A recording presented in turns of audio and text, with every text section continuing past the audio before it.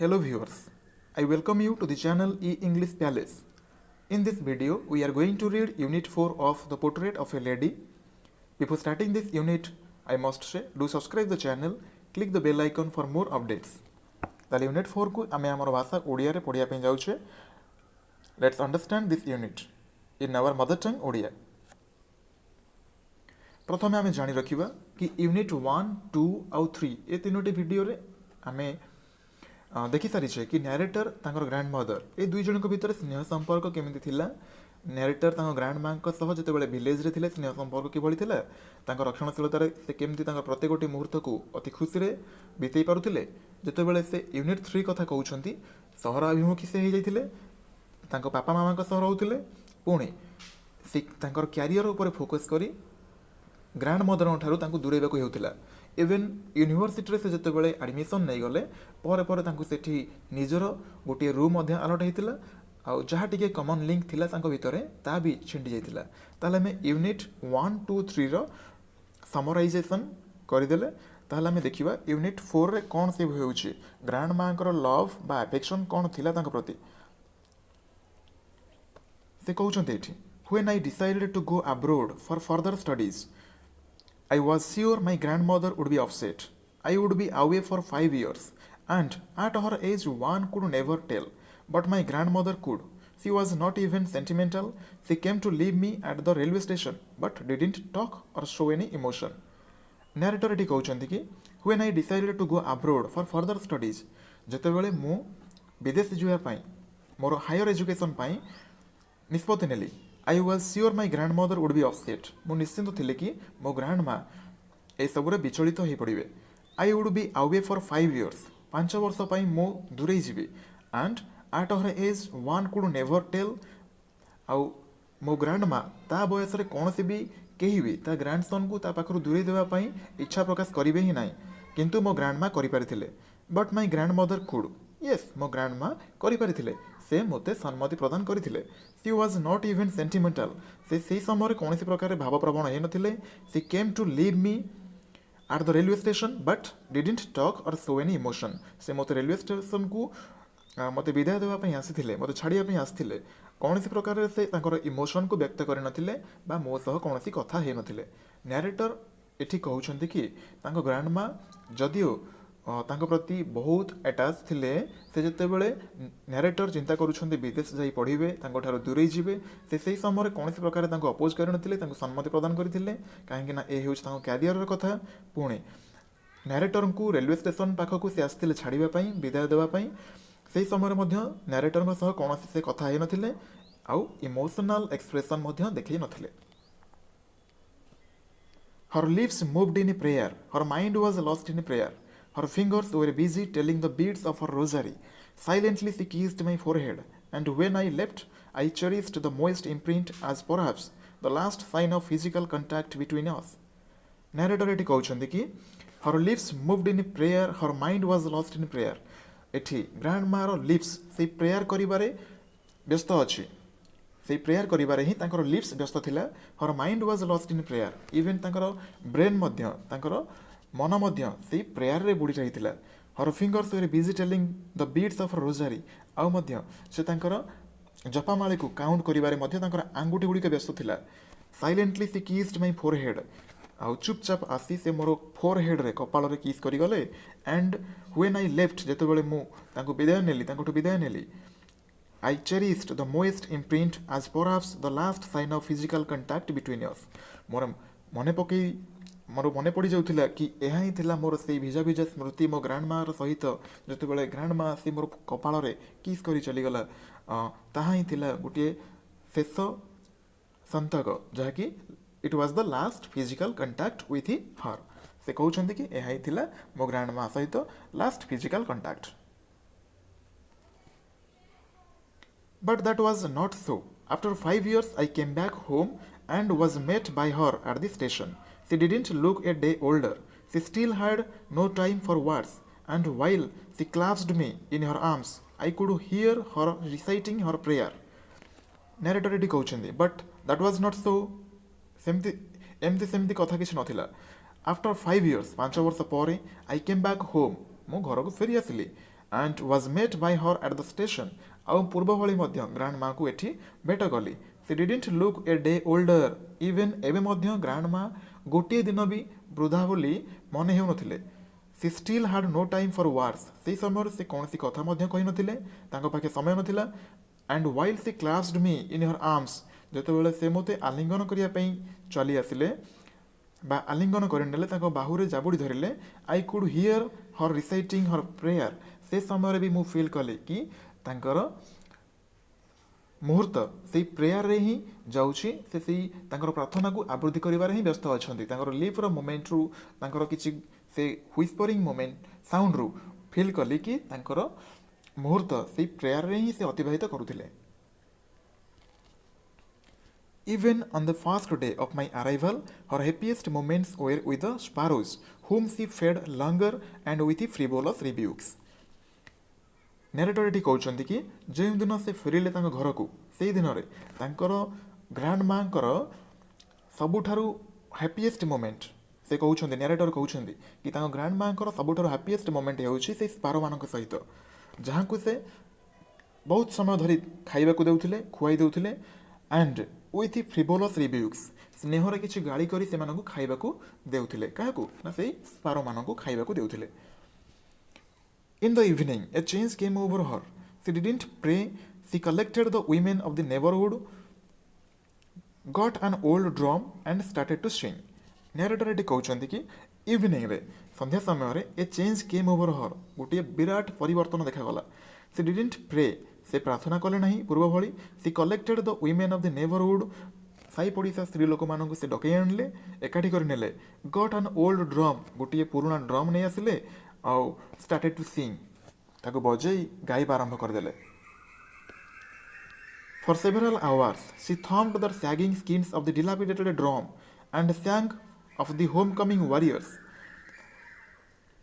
We had to persuade her to stop to avoid overstraining. That was the first time since I had known her that she didn't pray. Narrator ଏଠି କହୁଛନ୍ତି, for several hours she thumped the sagging skins of the dilapidated drum. ଏମିତି ବହୁତ ସମୟ ପର୍ଯ୍ୟନ୍ତ ସେ କ'ଣ କଲେ ନା, ସେଇ ଓଲ୍ଡ ଡ୍ରମ୍ ଯାହାର ସ୍କିନ୍ଟା ପୁରୁଣା ଥିଲା, ଖରାପ ଥିଲା, ଦୁର୍ବଳ ଥିଲା, ତାକୁ ବଜେଇ ସେ ତାଙ୍କର ଗୀତ ଗାଉଥିଲେ. ସେ ଗୀତ ଥିଲା ଜଣେ ଘର ଫେରନ୍ତା ଯୋଦ୍ଧାର. ଏଠି ଯୋଦ୍ଧା କହିଲେ ଆଉ କେହି ନୁହେଁ, ନ୍ୟାରେଟର ନିଜେ, ତାଙ୍କ ଗ୍ରାଣ୍ଡସନ୍. ତାଙ୍କର ଘର ଫେରିବାର ଖୁସିକୁ ସେ ବ୍ୟକ୍ତ କରିବାର ପ୍ରୟାସକୁ ଏଇ ଡ୍ରମ୍ ବଜେଇ ସାହି ପଡ଼ିଶା ମହିଳାମାନଙ୍କୁ ଏକାଠି କରି ତାଙ୍କର ଖୁସିକୁ ସେ ବ୍ୟକ୍ତ କରିପାରିଥିଲେ. We had to persuade her to stop to avoid overstraining. ଆଉ ଆମେମାନେ ସମସ୍ତେ, ନ୍ୟାରେଟର କହୁଛନ୍ତି କି ଆମେ ସମସ୍ତେ ତାଙ୍କୁ ବୁଝାଇବା ପାଇଁ ଚେଷ୍ଟା କଲୁ କି ସେ ବନ୍ଦ କରନ୍ତୁ, କୌଣସି ପ୍ରକାର ଅଧିକ ଚାପ ନେବାଟା ତାଙ୍କ ପାଇଁ ଭଲ ନଥିଲା. ସେ ଅତ୍ୟଧିକ ପରିଶ୍ରମ କରିବା, ଅତ୍ୟଧିକ ଚାପ ନେବା ତାଙ୍କ ପାଇଁ ଠିକ୍ ନୁହେଁ. ତାଙ୍କ ଯେହେତୁ ସେ ଜଣେ ବୃଦ୍ଧା ଥିଲେ, ତାଙ୍କୁ ଆଭଏଡ଼ କରୁଥିଲେ ସେମାନେ. That was the first time since I had known her that she didn't pray. ଆଉ ଏହା ହିଁ ଥିଲା ପ୍ରଥମ ଥର ଯେଉଁ ଦିନ କି ବା ଯେଉଁ ସମୟରେ ସେ ତାଙ୍କର ପ୍ରେୟାର ଠାରୁ ଦୂରେଇ ରହିଲେ, ସେ ପ୍ରେୟାର କରିନଥିଲେ. The next morning she was taken ill. It was a mild fever and the doctor told us that it would go. But my grandmother thought differently. She told us that her end was near. She said that since only a few hours before the close of the last chapter of her life she had omitted to pray, she was not going to waste any more time talking to us. ପୁଣି ଏଠି କହୁଛନ୍ତି, the next morning, ଆସନ୍ତାକାଲିର ସକାଳରେ she was taken ill. ସେ ଜ୍ୱରାଗ୍ରସ୍ତ, ଜ୍ୱରରେ ପଡ଼ିଥିଲେ. It was a mild fever. ଏହା ଗୋଟେ ମିଲ୍ଡ ଫେଭର ଥିଲା, ହାଲକା ଜ୍ୱର ଥିଲା. ଡକ୍ଟର କହିଲେ କି ଏହା ଶୀଘ୍ର ପଳେଇବ. It would go. But my grandmother thought differently. ଏହା ଶୀଘ୍ର ପଳେଇବାର ମାନେ ଗ୍ରାଣ୍ଡ ମଦର ଭାବିଲେ କ'ଣ ନା, ଗ୍ରାଣ୍ଡ ମାଙ୍କର ଲାଇଫ୍ ଖୁବ୍ କମ୍ ସମୟ, ସେ କମ୍ ସମୟ ପାଇଁ ବଞ୍ଚିବେ, ସେ ଏହା ହିଁ ଭାବିଲେ. She told us that her end was near. ଆଉ ସେ କହିଲେ, ଗ୍ରାଣ୍ଡ ମା କହିଲେ କି ମୋର ଅନ୍ତିମ ସମୟ ପାଖେଇ ଆସିଛି ବା ଖୁବ୍ କମ୍ ସମୟ ଅଛି ମୋର. She said that since only a few hours before the close of the last chapter of her life, ସେ କହିଲେ କି ଜୀବନର ଯେଉଁ ଶେଷ ମୁହୂର୍ତ୍ତ କିଛି ଅଛି, ଲାଷ୍ଟ ଚାପ୍ଟର ଅଛି, she didn't want to waste her time. ସେ ତାଙ୍କର ସମୟକୁ ୱେଷ୍ଟ କରିବା ପାଇଁ ଚାହୁଁନାହାନ୍ତି. एक्चुअली से समय को प्रेयर रे काटिया चाहूँगी, प्रेयर करी अतिबाहित करने चाहूँगी, ना कि कौन वेस्ट करने चाहूँगी, अलग कौन मैटर डिस्कसन करी से व्यर्थ होगापी समय को दबाक चाहू ना क्या सह कथबार्ता हवा बा अन्य कौन प्रकार समय को अतिबाहित करने से चाहू ना बरং से चाहूले कि समय को प्रेयर रे अतिबाहित करने. We protested, but she ignored our protests. She lay peacefully in bed, praying and telling her beads. Even before we could suspect, her lips stopped moving and the rosary fell from her lifeless fingers. A peaceful pallor spread on her face, and we knew that she was dead. एठी पुणी narrator कहते we protested से समय भी आम ताको विरोध कलु but she ignored our protest आमर विरोध को से इग्नोर कला अवज्ञा कला. She lay peacefully in bed praying and telling her beads. सो से समय से प्रशांति बा शांति से शोगले आउ से समय जो जपामाड़ी था काउंट करूँ प्रेयर भी करूँ. Even before we could suspect कौन समय माने यह पूर्वर से सन्देह कर तार माने हूँ सन्देह करने पूर्वर हर लिप्स स्टप्ड मुविंग तांकर लिप बा ओठ मोमेंट करने बंद करदेला and the rosary fell from her lifeless fingers आउ तांकर जीवन नथिबा हाथ आंगुठी से जपामालेटी खसी पड़ला. A peaceful pallor spread on her face and we knew that she was dead. और से समय तांकर मुहरे जो चिन्ह देखा जाउथिला ताकू देखि आमे सब जानिगलु कि से आउ नाहांती, से मृत्युवरण कर सारे. ए पीसफुल प्यालर कहले चुपचाप हो शांति शोजा. एठी प्रशांतिर चिन्ह से चिन्ह को से देखी मन कले कि निहाती आउ ग्रांड माँ ए दुनिया रे नाहांती. We lifted her off the bed and, as is customary, laid her on the ground and covered her with a red shroud. After a few hours of mourning, we left her alone to make arrangements for her funeral. Eighty narrator कहते कि बेड्रु से उठेले प्रथापूर्वक ground उपर शुआईदेले. गोटे red colour shroud जहाँकि शव परिधान करने गोटे कपड़ा घोड़े देले. After a few hours of morning किसी समय एमती से शोक प्रकाश करते we left her alone to make arrangements for her funeral.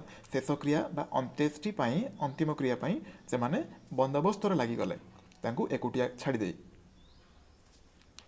In the evening, we went to her room with a crude stretcher to take her to be cremated. The sun was setting and had lit her room and veranda with a blaze of golden light. Pune ये narrator आमको कहते संध्या समय से घर को फेरिले. We went to her room घर को फेरिले विथ ए क्रूड स्ट्रेचर गोटे कुकी नहीं to take her to be cremated. शेष क्रिया हेब शव सत्कार करा तेणु गोटे स्ट्रेचर नहीं से आसते. The sun was setting and had lit her room and veranda with a blaze of golden light. जेहेतु सूर्यास्तर समय थिला सूर्यंकर किरण वरांडा उपर पड़ुथिला आउ से सुनेली किरण रे तांकर वरांडा झलसी उठुथिला. We stopped halfway in the courtyard, all over the veranda, and in her room, right off to where she lay dead and stiff, wrapped in the red shroud. Thousands of sparrows sat scattered on the floor. Pune narrator ये आमको कहते कि जो समय से फेरुले grand माँ घर को आसुले we stopped half way in the courtyard. से अगणार अधा रास्तार से अटकी गले आउ से देखा पाइले ऑल ओवर दि भेरेंडा. से भेरेंडा सारा से बारंडा सारा कौन थिला ना आउ बारंडा सारा ओ इन हर रूम घर सारा जोठारे कि से ग्रांड माँ को से शुआई दे जाइथिले. से मृत और जड़ प्राय पड़ रही थे. राफ्ड इन द रेड श्राउड गोटे रेड कलर जो श्राउड थिला घोड़े दि जाइथिला. से पाखरे ग्रांड माँ चारि पाखरे थाउजेंड्स ऑफ स्पारोज हजार हजार पक्षी ए स्पारो पक्षी बिछे ही बसी रही से चटाण उपर ग्रांड माँ चारि पाखरे. There was no chirpings. We felt sorry for the birds and my mother fetched some bread for them. She broke it into little crumbs the way my grandmother used to and threw it to them. ताहले से माने chirping भी करू नथिले चुपचाप से माने बसथिले. We felt sorry for the birds. से board मानक पई इनोसेंट बार्ड मानक पई न्यारेटर आउ अन्य समस्ते मध्य दुख प्रकाश कले my mother faced some bread for them से मोर माँ न्यारेटर कहते निजर मदर किछि ब्रेड्स नहीं आसिले आउ पूर्व भली she broke it into little crumbs खंड खंड करी ताकू भांगिले द वे माई ग्रांड मदर यूज्ड टू जेमिति कि तांको ग्रांड माँ करुथिले and threw it to them से पक्षी मानक आड़क फोपाड़ी देले खाइबा उद्देश्य काले से पक्षी माने खाइबा पई आसी चुपचाप बसिछंती बोली the sparrow took no notice of the bread आउ से समय रे विस्मयर कथा कि कौन से भी स्पारो से ब्रेड मानक ऊपर नजर भी रखिलेने when we carried my grandmother's cups of cups कहले शब जो बेले शब को से माने उठी नहीं गले दे फ्ल्यू अवे क्वाइटली से माने चुपचाप शांति रे उड़ीगले को माने ना से छोट स्पारो पक्षी गुड़िक उड़ीगले चुपचाप उड़ीगले next morning the sweeper swept the bread crumbs into the dustbin आउ परदिन सकाळ रे स्वीपर जे थिला से आसी तांकर से सब ब्रेड गुड़ी को से खंड खंड ही पड़िथिबा ब्रेड गुड़ी को उड़े करी नहीं डस्टबिन रे पकई देला ताले ये थिला ग्रांड माँ अनुभूति तांकर प्रत्येकटी समय रे से तांकर इनक्लिनेशन जहाँकि ग्रांडसन के प्रति थिला ताको आमे अनुभव कले ग्रांड माँ मध्य जो समय रे कि निजर इच्छा को केते दिन धरि से चापी रखी पारिथिले तो इच्छा व्यक्त करिया पई पाखे साई पड़िशा महिला मानक एकाठी करी ड्रम बजेई होम कमिंग वारियर पाई गीत गाउथिले परे परे ओवरस्टेन जो रोगाग्रस्त हेले आउ तांकर मृत्यु घटीगला इवेन केते से भल पाउथिले से स्पारो चढ़ई गुड़ी को ताहा मध्य आमको एठी से व्यक्त करदेले नरेटर अति निखुण भाव में ताले एठी हमर the portrait of a lady complete होउछि so thank you for watching और जदि वीडियो हेल्पफुल होता then just subscribe the channel and click the bell icon for more updates thank you for watching